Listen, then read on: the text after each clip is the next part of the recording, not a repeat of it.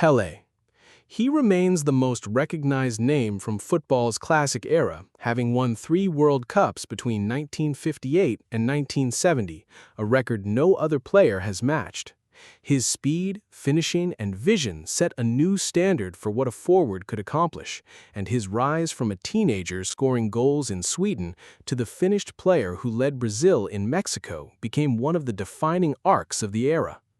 Beyond individual skill, he carried an influence that shaped how attacking football was played across an entire generation. Garrincha. Known for his unusual running style, caused by a childhood leg condition that left one leg shorter and curved differently than the other, he turned what many saw as a limitation into an unpredictable weapon on the wing. Defenders struggled to read his movements because his body seemed to move in directions that made no physical sense.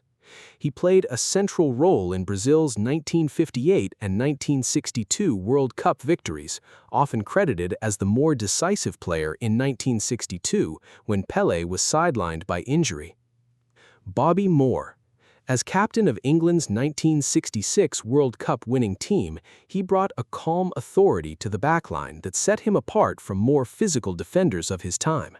His reading of the game allowed him to intercept attacks before they developed, relying on positioning rather than pace or aggression. He later became widely respected across world football, including praise from opposing players such as Pelé, who considered him among the toughest defenders he faced. Franz Beckenbauer.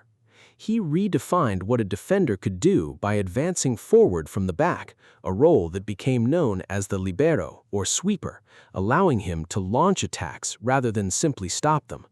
This shift in position changed defensive tactics across Europe, influencing how future teams structured their backlines. He captained West Germany to World Cup victory in 1974, adding to a career that already included a European Championship title. Johan Cruyff. He became the face of total football, a system developed at Ajax and later with the Dutch national team that emphasized fluid positional interchange between players.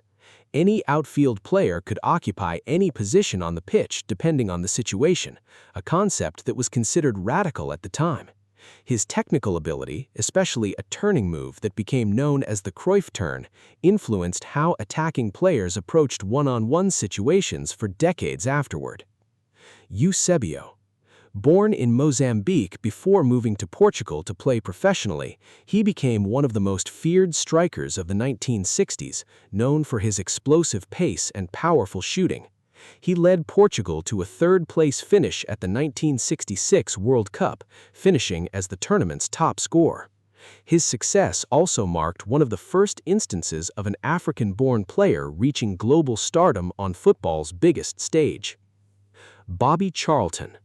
A survivor of the Munich air disaster in 1958, which killed several of his Manchester United teammates, he went on to become a central figure in English football's most successful period, including the 1966 World Cup win.